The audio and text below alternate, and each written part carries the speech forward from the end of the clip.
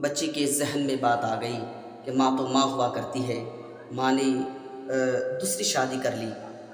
بچے کے ذہن میں آ گئی، بچہ دوڑتا ہوا ماں کے چوکھٹ پہ گیا، آواز لگائی اللہ اکبر کبیرہ۔ ماں نے دروازہ کھولا اور کہا کہ کون؟ کہا کہ ماں تیرا لاڈلا تیرا بیٹا آیا ہے۔ دیکھ ماں، یہ تیرا وہ بیٹا ہے، پیدا ہوتے ہی تو چھوڑ کے چلی گئی تھی۔ آج میں شکوہ و شکایت کرنے نہیں آیا ہوں، جب میں بھوک سے بلک رہا تھا، جب ماں مجھے تیری دودھ کی ضرورت تھی، میں اس وقت بھوک سے بلک رہا تھا۔ آج میں کوئی شکایت کرنے نہیں آیا ہوں، آج میری پریشانی، میری مجبوری مجھے یہاں تک کھینچ لائی ہے۔ ماں نے اپنے لال کو دیکھا، سینے سے لگایا۔ ماں تو ماں ہوا کرتی ہے۔ ماں نے کہا بیٹا تیرے ساتھ یہ معاملہ کیسا؟ تو بچے نے پوری کہانی سنائی کہ ماں میں نے عشق کر لیا ہے نبی سے۔ تو ماں نے کہا کہ بیٹا عمر تیری 6 سال ہے، تجھے عشق ہو گیا ہے؟ بھلا اس عمر میں کسی کو کسی سے عشق ہو جاتا ہے؟ تو بچے نے کہا کہ ماں وہ اتنا خوبصورت ہے، اگر تو بھی ایک بار دیکھ لے گی تو تو بھی عشق کر بیٹھے گی۔ اللہ اللہ، یہ میرے حضور کا چہرہ ہے، جو ایک بار دیکھ لے دل کرے گا بار بار دیکھنے کا۔ بچے نے کہا کہ ماں میں نے سنا ہے کہ اب وہ مکے والے آقا مکے سے ہجرت کر کے مدینے چلے گئے ہیں۔ ماں نے کہا کہ بیٹا 2-4 دن میرے پاس رک جا، میں تیرے لیے کپڑے بنا کر کے دوں گی۔ بچے نے کہا کہ ماں میرے پاس اتنی مہلت نہیں ہے، میرے پاس اتنا وقت نہیں ہے، میرے پاس اتنا ٹائم نہیں ہے۔ اگر اس 3 دن کے اندر کہیں مجھے موت آ جائے تو میری جو دل کی خواہش ہے وہ ادھوری رہ جائے گی۔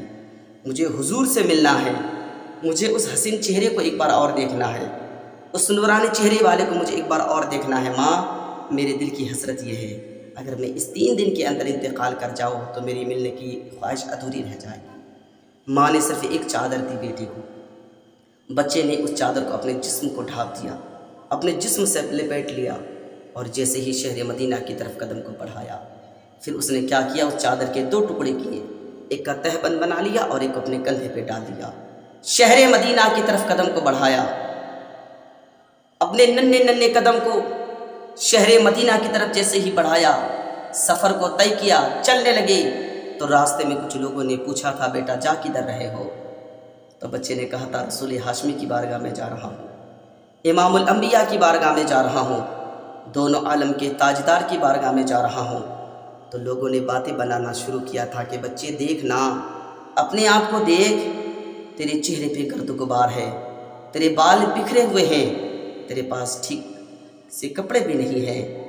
اس حال میں اگر نبی کے پاس تو جائے گا، کیا وہ اپنے پاس تجھے بٹھائیں گے؟ کیا وہ تجھے اپنے سینے سے لگائیں گے؟ بچہ چھوٹا سا تھا، قدم رک گئے، لیکن کہتے نہیں ہیں کہ دیوانے کی نظر کو جہاں دیکھ رہا ہے، دیوانہ نہ جانے کہاں دیکھ رہا ہے۔ اور دیوانے کو تحقیر سے دیوانہ مت کہو، جی دیوانہ بہت سوچ سمجھ کے دیوانہ بنا ہے۔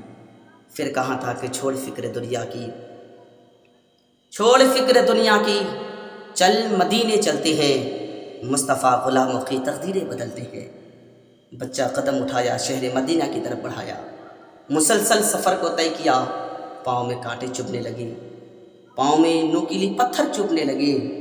بچہ جیسے شہر مدینہ میں پہنچا، صبح کا وقت ہے، مسجد نبوی کی سیڑھیوں کے قریب جا کر کے بچہ بیٹھ گیا، ہمت جٹا نہیں پا رہا ہے، کیسے اس رسول ہاشمی کی بارگاہ میں جایا جائے، کیسے نبی قرین کی بارگاہ میں جایا جائے۔ کبھی اپنے آپ کو دیکھ رہے ہیں، کبھی چہرے کے گرد غبار کو دیکھ رہے ہیں، کبھی بکھرے ہوئے بال کو دیکھ رہے ہیں کہ کیسے اس نبی کی بارگاہ میں جایا جائے۔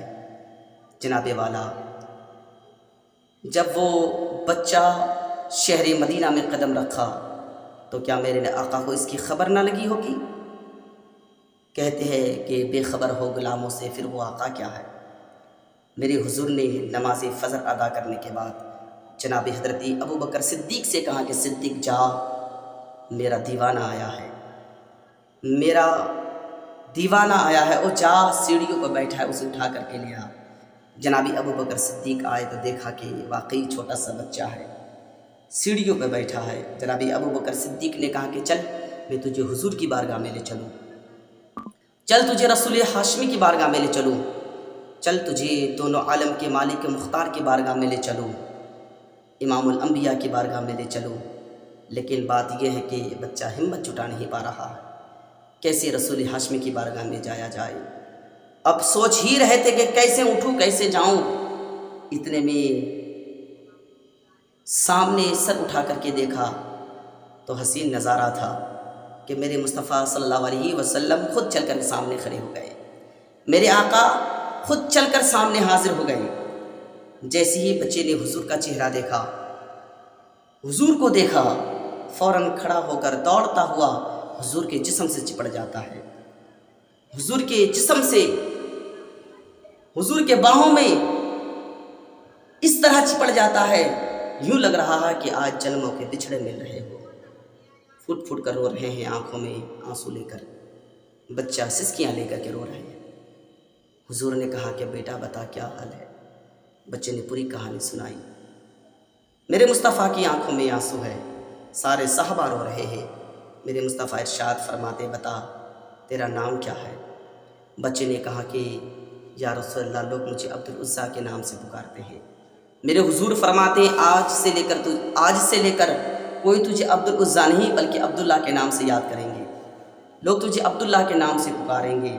اب یہاں سے حضرت عبداللہ کا مقدر کتنا چمکا، حضرت عبداللہ کی قسمت کی تو معراج ہو گئی۔ حضرت عبداللہ جب سے حضور کی بارگاہ میں آیا تو حضرت عبداللہ کا مقام کتنا بلند و بالا ہو گیا کہ جب حضور دسترخوان پر کھانا کھانے کے لیے بیٹھتے تو صحابہ سے کہتے کہ کوئی عبداللہ کو بلا کر لاؤ۔ صحابہ دوڑ لگاتے کہ عبداللہ ہے کہاں، کہیں بچوں کے ساتھ کھیل تو نہیں رہے ہیں، ڈھونڈ کر لاتے عبداللہ کو حضور کی بارگاہ میں، اور جب حضور کی بارگاہ میں عبداللہ کو پیش کرتے تو میرے حضور فرماتے عبداللہ آ بیٹھ، آ کھانا کھا لے۔ حضور کے پاس عبداللہ بیٹھے ہیں، حضور اپنے پاس بٹھا کر کے اپنے ہاتھوں سے نوالے کھلا رہے ہیں، اپنے ہاتھوں سے نوالے کھلا رہے ہیں، اور میرے آقا صلی اللہ علیہ وسلم ارشاد فرماتے عبداللہ میں تجھے کئی لقمے کھلا چکا ہوں یار، میں ہی کھلاتا جا رہا ہوں، ذرا تو بھی اپنے ہاتھوں سے مجھے نوالے کھلا۔ یہ عبداللہ کا مقدر ذرا دیکھو، تو بھی اپنے ہاتھوں سے مجھے نوالے کھلا۔ جناب عبداللہ نے اپنے ہاتھوں سے حضور کے منہ میں لقمے رکھے ہو تو بتاؤ اس عبداللہ کا مقام کتنا بلند و بالا ہوگا۔ حضرت عبداللہ کا بچپنا گزرا، جب جوانی کی دہلیز پر جناب عبداللہ کی عمر پہنچی تو ایک دن میرے آقا صلی اللہ علیہ وسلم ارشاد فرماتے ہیں وہ لوگوں اسلام کی یابیاری کے لیے، اسلام کی نشر و اشاعت کے لیے ہمیں چیزوں کی ضرورت ہے، ہمیں سامانوں کی ضرورت ہے، جس کے پاس جو ہو لا کر کے پیش کرو۔ تاریخ بتاتی ہے کہ دولت والوں نے حضور کے قدموں میں دولت لا کر کے پیش کر دی، اولاد والوں نے اولاد لا کر کے پیش کر دی، ماں نے اپنا جوان بیٹا حضور کی بارگاہ میں پیش کیا۔ جب میرے حضور کی نگاہ جناب عبداللہ کے چہرے کے اوپر پڑی تو حضرت عبداللہ کی آنکھوں میں آنسو ہے، عبداللہ پھوٹ پھوٹ کر زاروں قطار رو رہے ہیں۔ میرے مصطفیٰ ارشاد فرماتی عبداللہ رونے کی وجہ بتاؤ گے، کیوں رو رہے ہو؟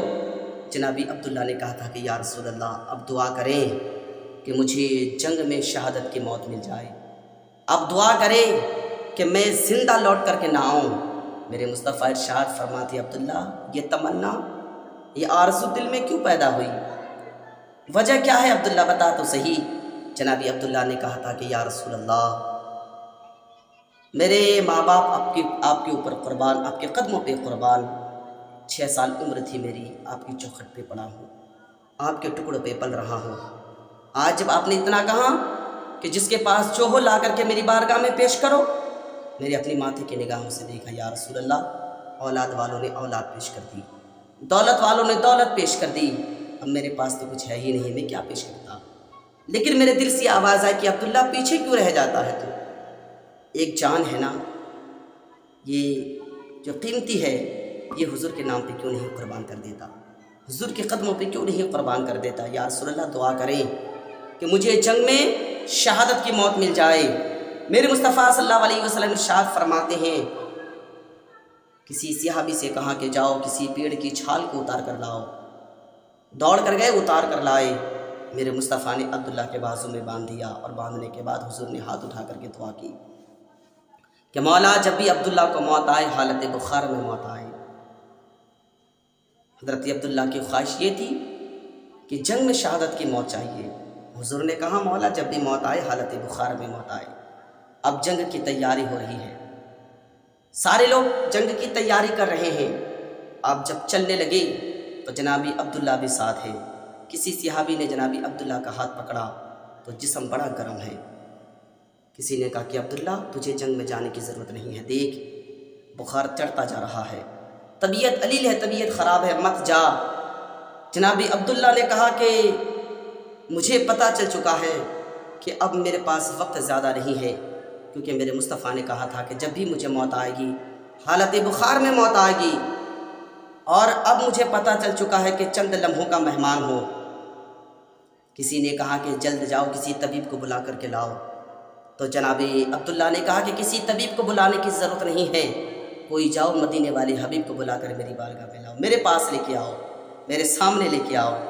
کسی صحابی نے دوڑ کر حضور کی بارگاہ میں گیا اور کہا کہ حضور آپ کو عبداللہ یاد کر رہے ہیں۔ جا کا نکالم ہے نزا کا وقت عبداللہ کے پاس، حضور تشریف لے کے آئے۔ جب حضور آئے تشریف لے کر، جناب عبداللہ کی آنکھوں میں آنسو ہے، اور روتے روتے جناب عبداللہ نے کہا تھا کہ یا رسول اللہ سانسوں کی ڈوری ٹوٹنے والی ہے، چند لمحات کا مہمان ہو، اس دنیا کو الوداع کہنے کا وقت آ چکا ہے۔ چند لمحات جناب عبداللہ نے باتیں کی، اتنے میں روح جسم سے نکل جاتی ہے، حضرت عبداللہ کا انتقال ہو جاتا ہے۔ اب میرے حضور ارشاد فرماتے وہ صحابیوں سنو، عبداللہ کی خواہش یہ تھی کہ اس کو جنگ میں شہادت کی موت چاہیے تھی، لیکن میں نے رب کی بارگاہ میں دعا کی کہ مولا جب بھی عبداللہ کو موت آئے حالت بخار میں موت آئے، تو صحابیوں پھر سنو، عبداللہ کی خواہش ادھوری نہیں رہی ہے، کیونکہ آج سے لے کر کے جو کوئی حالت بخار میں مرے گا اللہ اس کو شہادت کی موت نصیب عطا فرمائے گا، اس کو شہادت کی موت نصیب عطا فرمائے گا۔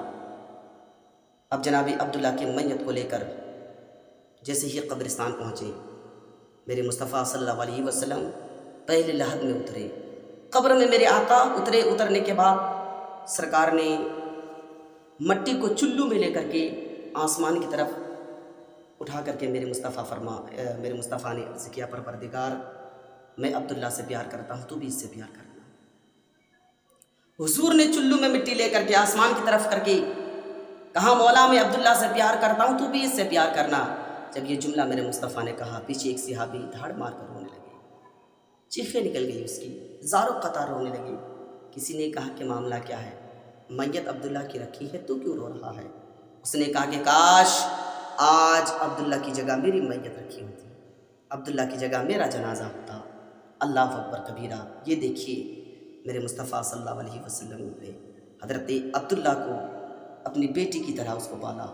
پھر میرے مصطفیٰ ارشاد فرماتے ہیں اور صحابیوں عبداللہ کی خواہش یہ تھی کہ اس کو جنگ میں شہادت کی موت چاہیے تھی۔